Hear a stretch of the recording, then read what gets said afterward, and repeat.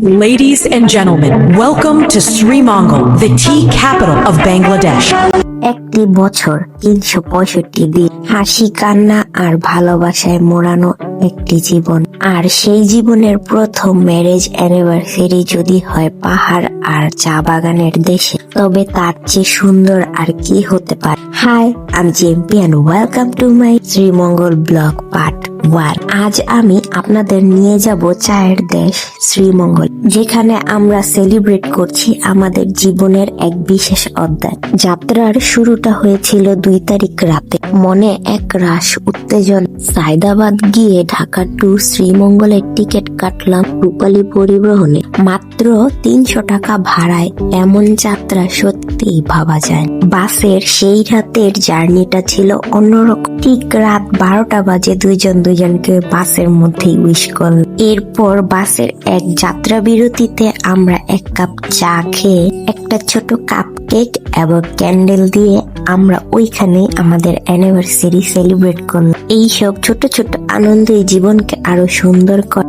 ভোর ৪টা ১৫ যখন শ্রীমঙ্গল নামলাম, চারদিকে ঘন কুয়াশা। এত সকালে কোথাও যাওয়ার জায়গা নেই, তাই আমরা চলে গেলাম শ্রীমঙ্গল রেল স্টেশনের সেই আলো আধারি পরিবেশ আর শত শত মানুষের ভিড় দেখে ট্রেনে ভ্রমণের কথা খুব মনে পড়ছিল। ট্রেনের টিকিট না পেলেও আমরা শ্রীমঙ্গল ঘোরা স্টেশন থেকে শুরু করব।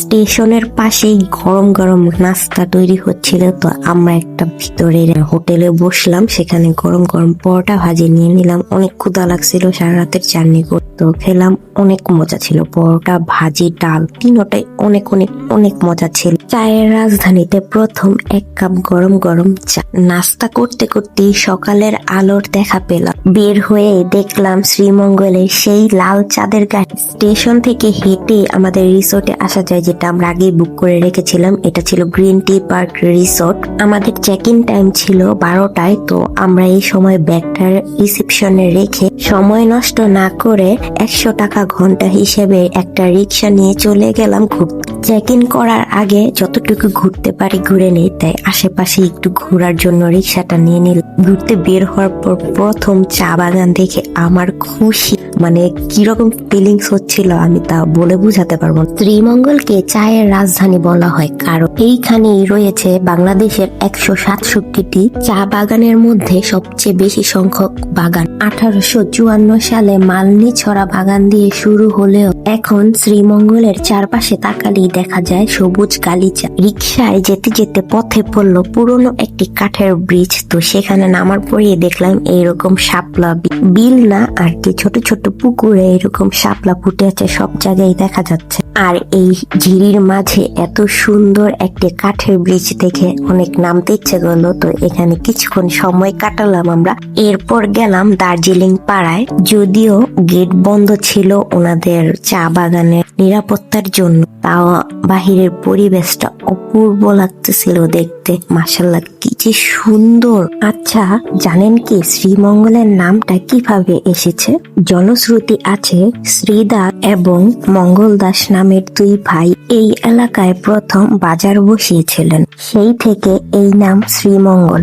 এরপর আমরা গেলাম রাবার বাগানে, এবং রাবার বাগান কিভাবে রাবার হয় সেই দৃশ্যগুলো দেখতে খুব সুন্দর লাগছিল। এর যে অপরূপ সৌন্দর্য, এবং প্রত্যেকটা গাছ এভাবে কেটে একটা করে কৌটা লাগিয়ে দিয়েছে যেখানে রাবার সংগ্রহ করা হয়, সেগুলো দেখতেই খুব ভালো লাগছিল। আর এই পুরো অঞ্চলটাতে কেউ ছিল না এই রাবার বাগানটাতে, শুধু আমি আর সৌরভ ছিলাম। খুব খুব খুব বেশি ভালো লাগতেছিল এই রাবার বাগানে ঘুরে। এরপর ভাড়া উড়া যাওয়ার সেই আঁকাবাঁকা পথ দিয়ে যাওয়ার সময় মনে হচ্ছিল আমরা এক ছবির ভিতর দিয়ে যাচ্ছি। কি অপরূপ দৃশ্য, মাশাআল্লাহ মাশাআল্লাহ। এই পথটাতে এক অন্যরকম শান্তি লাগছিল। অবশেষে চেক ইনের সময় হলো আর আমরা পৌঁছালাম আমাদের রিসোর্টে। ক্লান্ত শরীর নিয়ে কিছুটা কিছুটা সময় বিশ্রাম নিলাম, ফ্রেশ হয়ে রেডি হয়ে এরপর চলে গেলাম পেটের ক্ষুধা মেটানোর জন্য। আমাদের গন্তব্য এইবার বিখ্যাত পানসি রেস্টুরেন্ট। পানসিতে গিয়ে তো পুরাই অবাক, এত মানুষ। আমি তো ভাবছি বসার কোনো জায়গাই পাবো না, তবে ভাগ্যিস বসার জায়গা পেয়ে গেলাম। চেয়েছিলাম সাতকরা দিয়ে গরুর মাংস ট্রাই করতে, কিন্তু সেখানে তা ছিল না। তাই আমরা ভাত, কয়েক পদের ভর্তা আর কোয়েল পাখি একটা প্যাকেজ নিয়ে নিয়েছিলাম, সাথে ডালও ছিল। আমাদের কাছে খাবার খুব বেশি মজা লাগতেছিল, তাই আমরা রিল্যাক্সে বসে খাচ্ছিলাম। এত ভিড় ছিল কিন্তু কেউ প্যারা দিচ্ছিল না, আমরা রিল্যাক্সে বসে খাবারগুলো খাচ্ছিলাম। কোয়েল পাখির ভুনাটা আমার কাছে অনেক বেশি ভালো লাগছে, কিন্তু সৌরভের কাছে কেন জানি ভালো লাগে নাই। আর ডালটা অনেক মজা লাগছে, আমাদের দুইজনের কাছেই অনেক ভালো লাগছে। শেষে ফিরনি আর দইয়ের স্বাদ ছিল মুখে লেগে থাকার মতো। এত ভিড় ছিল ওইখানে, কিন্তু স্টাফদের ব্যবহার অনেক ভালো ছিল। খাবার খেয়ে গেলাম আমরা বৌদ্ধভূমি 71 দেখতে। এই বৌদ্ধভূমিটি শুধু একটি স্মৃতিস্তম্ভ নয়, এটি মুক্তিযুদ্ধের সময় শ্রীমঙ্গলের সাধারণ মানুষের ত্যাগের প্রতীক। সিঁদুর খান রোডের ধারে ভুরভুরিয়া ছড়ার এই জায়গাটি একসময় অনেক অন্ধকার ইতিহাসের সাক্ষী ছিল। ইতিহাসের সেই স্মৃতিগুলো আমাদের মনে করিয়ে দিচ্ছিল দেশের কথা।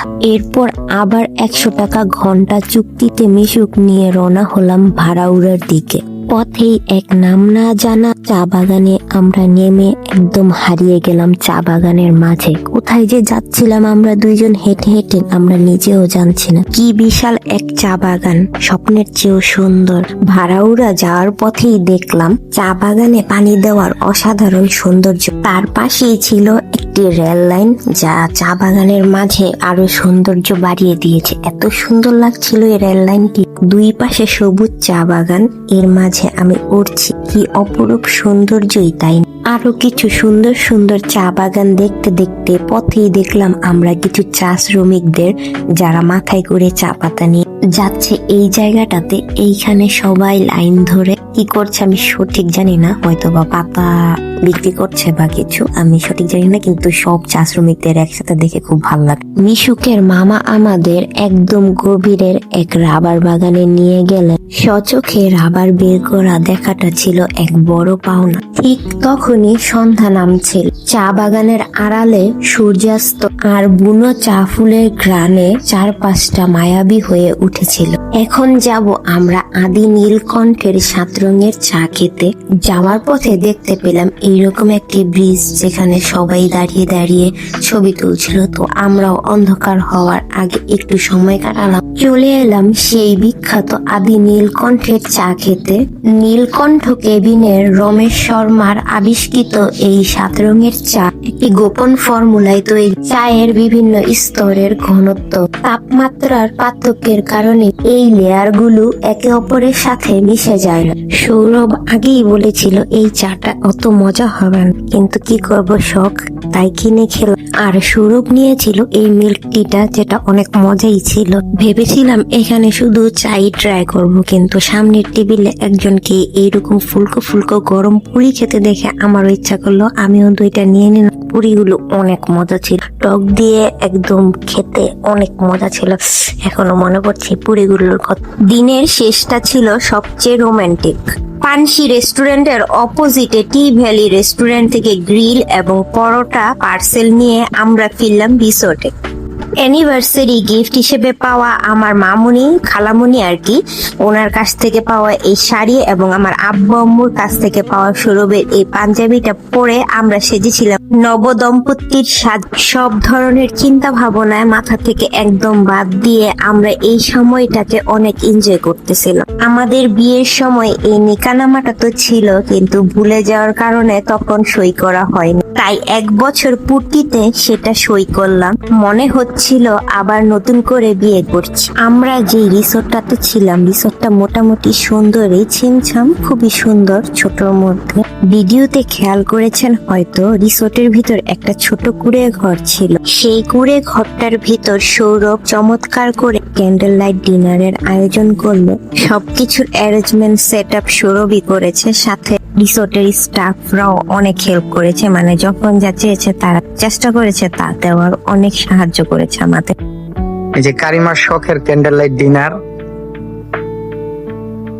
চারদিকের নীরবতা এবং ক্যান্ডেলের আলোয় আমাদের প্রথম ম্যারেজ অ্যানিভার্সারি পূর্ণতা পেল। আলহামদুলিল্লাহ, একটি সুন্দর বছর পার করলাম আমরা একসাথে। প্রথম দিনের এই সুন্দর যাত্রাটা এখানেই শেষ করব, কিন্তু দ্বিতীয় দিনে আমাদের জন্য অপেক্ষা করছিল কুয়াশা ঢাকা শাপলা বিল আর এক রূপকথার জগৎ। সেটা দেখতে হলে পার্ট 2 এর জন্য অপেক্ষা করুন। আল্লাহ হাফেজ।